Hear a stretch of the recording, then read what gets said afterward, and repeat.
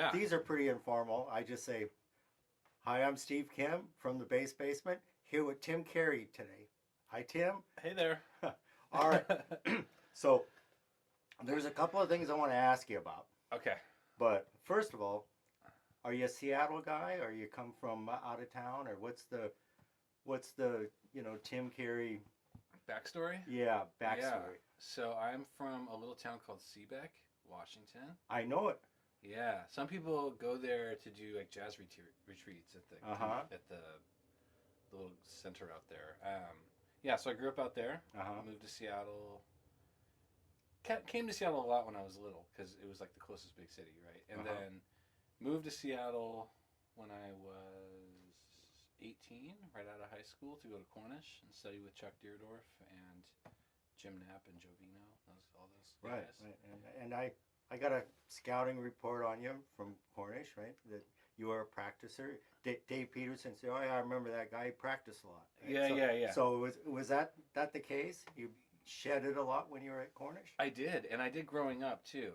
So growing up, I grew up out in the woods and had a big record collection Uh-huh. and instruments, guitar, piano. Did it the eventually old-fashioned bass. way? You listen to records? And Yeah. Yeah. Listen to records and did a lot of transcribing.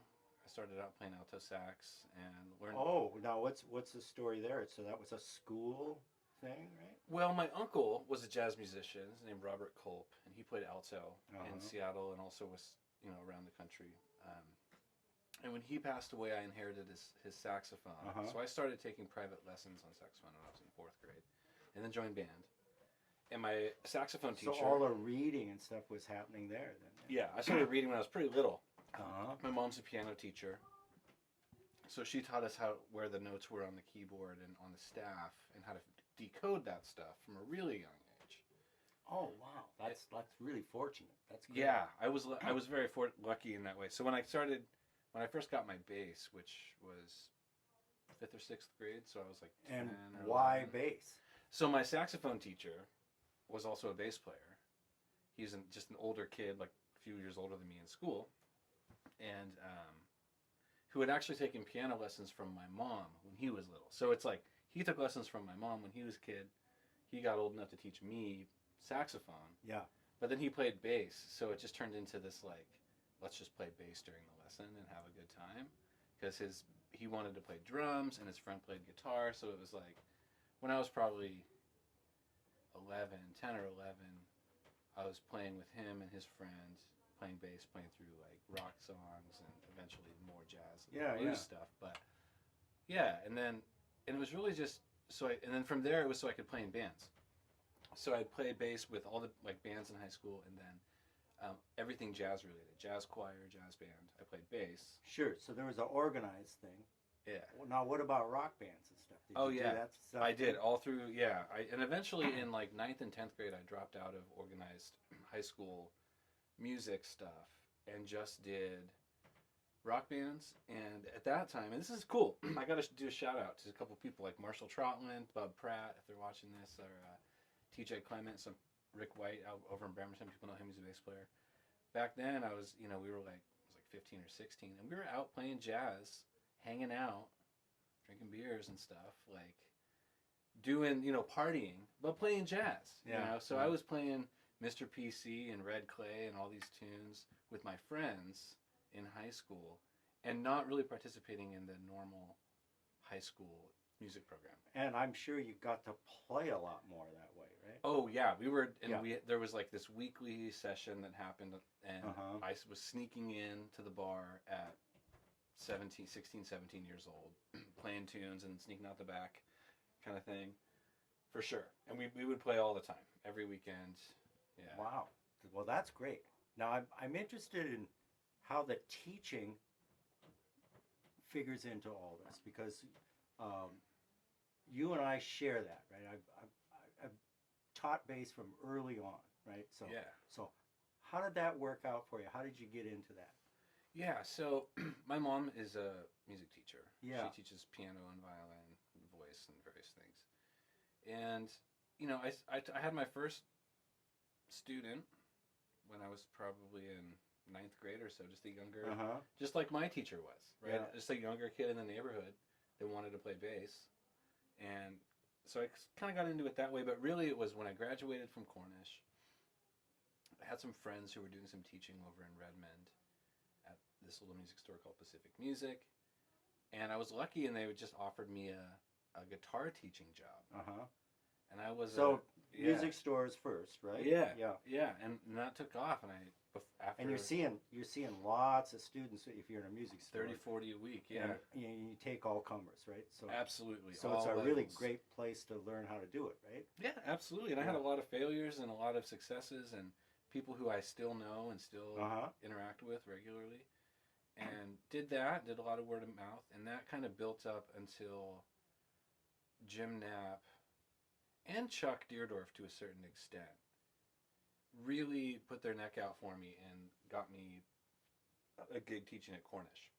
And that was from their experience with you in ensembles and then as a student at Cornish, and they got to know you pretty well there then in their program. Yeah. And also they're just super supportive. They were just super supportive guys, you know. Unfortunately, I just realized that neither one of them are with us anymore. Neither Jim or Chuck. That's right. And they were just really supportive people. I mean, I think it came down to them, you know, I just had recently gone down to the program, and they knew I was hustling, and they knew I was looking for teaching work, and they were just putting their neck out for an alumni, for some, you know, for a student, a Cornish student. So that was really great, and I got in teaching theory there, and then from there it was not too long before I started at Holy Names, which I just parlayed from the Cornish thing, honestly.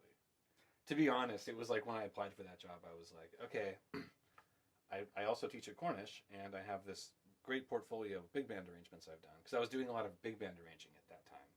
Now, talk a little bit about your idea of how bass figures in all this, because I know some people might think, well, bass, you know, what do you know? But actually, turns out bass players are theory instructors, arrangers, composers, composition instructors, you know, so playing the bass kind of gives you a particular view of music, you know, so how did that work for you?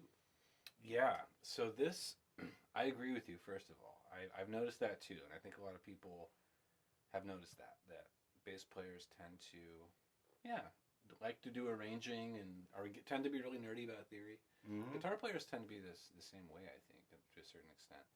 You want to know what I really think it is? I'm going to get a little nerdy, but I'll tell you what I want. Well, you're from the bass maker, okay, so you're only talking to other nerds about bass, right?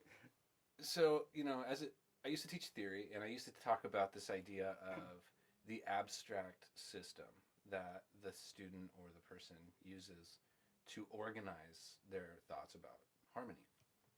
And there are a bunch of different ways to do it. Should I drop name? Yeah, my friend Tom Baker talked about, you know, this clock face idea, where you can, and I've wrote about this too, where all the notes exist on a 12-tone clock face, and you can see things as like different shapes on this, or, you know, the linear approach where it's like a piano, like a number line, all the notes are in a line, and you see things as like either vertical or horizontal. And bass players inherently have a two-dimensional grid, just like violin and cello and other instruments, where you have fourths one way, fourths and fifths one way, and half steps the other way. And that gives us a really interesting and quick way to think about harmony.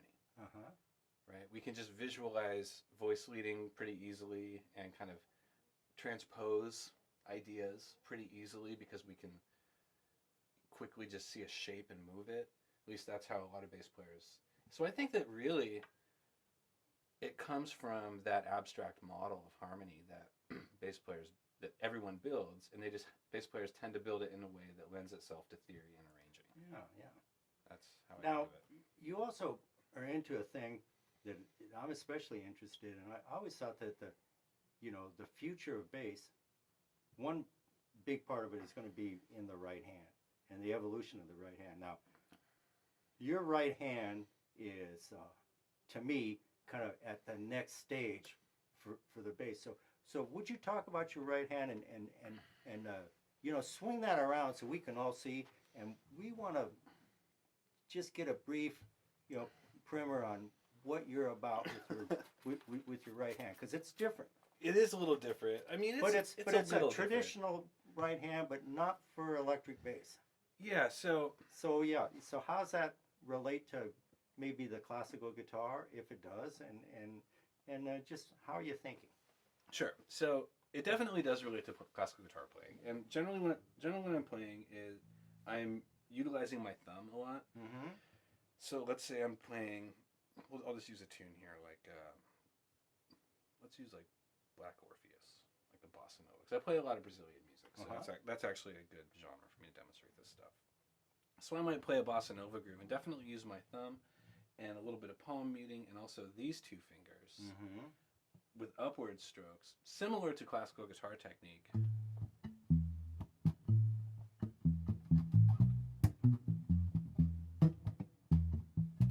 Kind of dropped it there.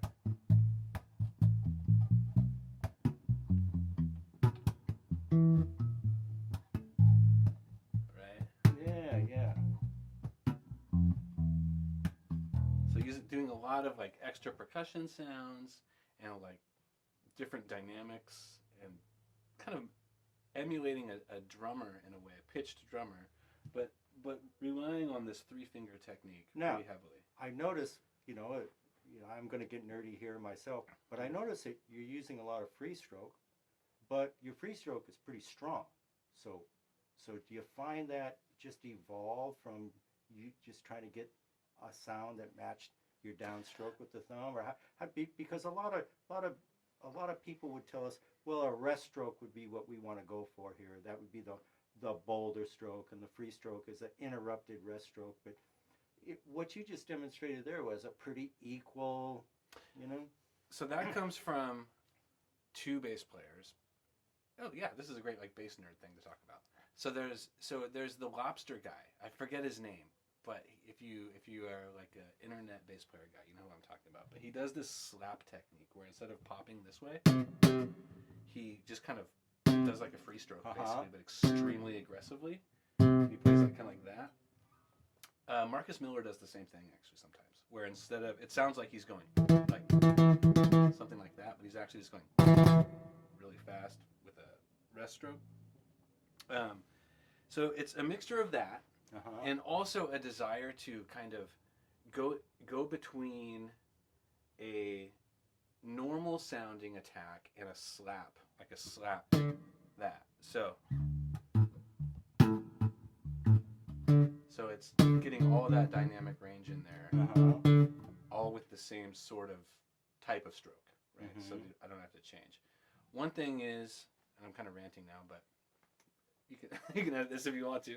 One thing is with the way I developed my normal pop technique, I kind of have to move into position for it. So I either have to go like all or nothing on like the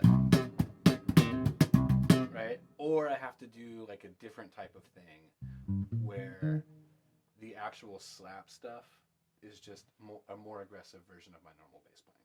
If that makes sense. Yeah. Yeah. Now, here's the gear part, right? So you're coming in here with a fairly hoity-toity bass, and talk to us about these. Now, I know these from Alain Caron. Oh, yeah. Right. Oh, So, yeah. who has a fretless version of one of these. But please talk about these. Okay, so this instrument, the F bass, I discovered this at through Eddie Ferguson down at Bass Northwest when it was still a thing, right? And I would go there. So Bass Northwest was my jam from the time I was like old enough to get on the ferry. Basically, I would come over and I would buy strings there and play the basses. Yeah, well, we got a long list of people that are right with you there. Right? Oh yeah, yeah. I mean, it was awesome. And over the years, I the first time I ever played a really expensive bass I loved was when I played the Status Graphite they had there, and I ended up ordering one of those, which was my first nice bass. That unfortunately broke. The neck broke, but so there's a similar story with this actually. After my Status broke, I didn't have the money to replace it, so I took the money that I had and I went down to Bass Northwest and I bought an MTD, like a Kingston series, for like it was like $800. It was what I could afford, and it was a 5-string, and it got the job done. But this was there. Oh wow! On the thing, and I was like, sure. played all the basses, and I was all right. That's the one I want. This is an amazing instrument. And yeah, I saved up for 2 or 3 years and walked in there one day. And I'm gonna tell this story. I hope Chad doesn't. If he checks this out, doesn't. I was in there and I was playing this, and whoever was doing the luthierie work there, whoever was doing the setups, walks over and he's like, I think they really need to sell something today. So if you just sit there and play that, they're gonna maybe keep lowering the price. And I sat there and played this thing for a good, I don't know, hour and a half, and the price kept getting lower and lower and lower, and then I got it for a very good deal, and I love it. It's an incredible instrument. That's good to hear. Yeah, it's an incredible instrument. One thing I really like about it is it's really great for tapping. Like I don't do it as much anymore, but I used to do a lot of tapping stuff. And this bass, all of it I did on this bass because I used to practice this stuff. It's been so long, but I used to practice doing octaves and stuff.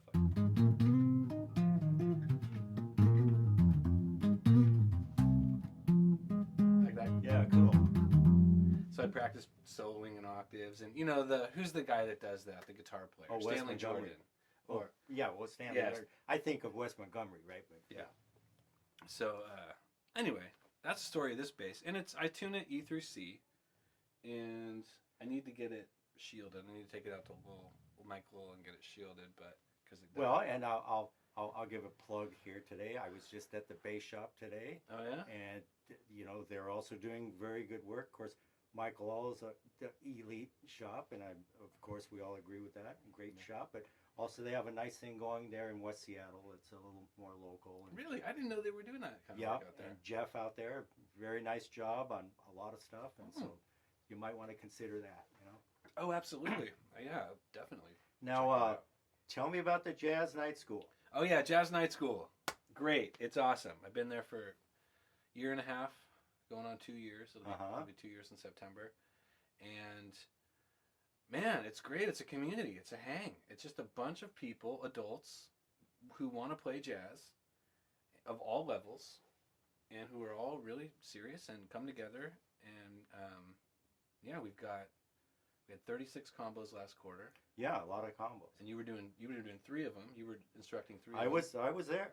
Yeah. Now your function there, you wear a lot of hats, and basically you're not only instructing there, but you're the program director, are you? Yeah. So my primary role is program director. So I do a lot of different things. Organizer, primary organizer. Mm-hmm. As Frank Zappa would say, a central scrutinizer, right? So I kind of looking over everything. It's a lot of work. I'm very fortunate to still get to teach a little bit. Yeah. Because that's really what, that's fun.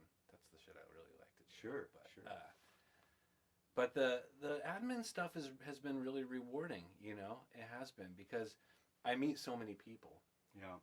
And while I'm not getting into the nitty-gritty with as many students, I'm seeing a lot of success stories, happening. And That's great. That's great. I'm seeing the big picture. So the thing seems like it's expanding, and more often than not, people are very happy there. So yeah, I mean, how do you argue with that, right? Yeah, totally. And Eric, the guy who put it together and started the whole thing, Eric Hansen, it's amazing what he's done. Well, speaking of playing music, let's play something on the way out here. Okay. What should we play? Well, I don't know. You had something going a while back that we were jamming on, and before I blew it with the camera. Back in the day, we were just playing like a C thing. Let's do. I've been playing. What have I been playing? I've been working on Mr. PC with my guitar students earlier. Want to do that? Sure. Cool. You want the melody, or should I take it? You take the melody. Okay, I'll take the melody. All right. Right about there. Sure. 1, 2, 1, 2.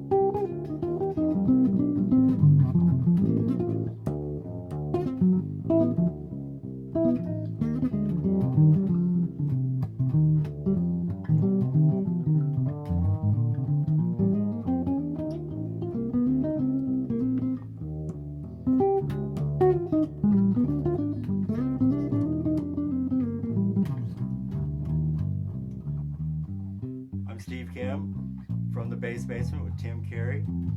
Great. Hey. Thanks, Tim. Hey, thanks, Steve. And we'll see you next time. I see you next time.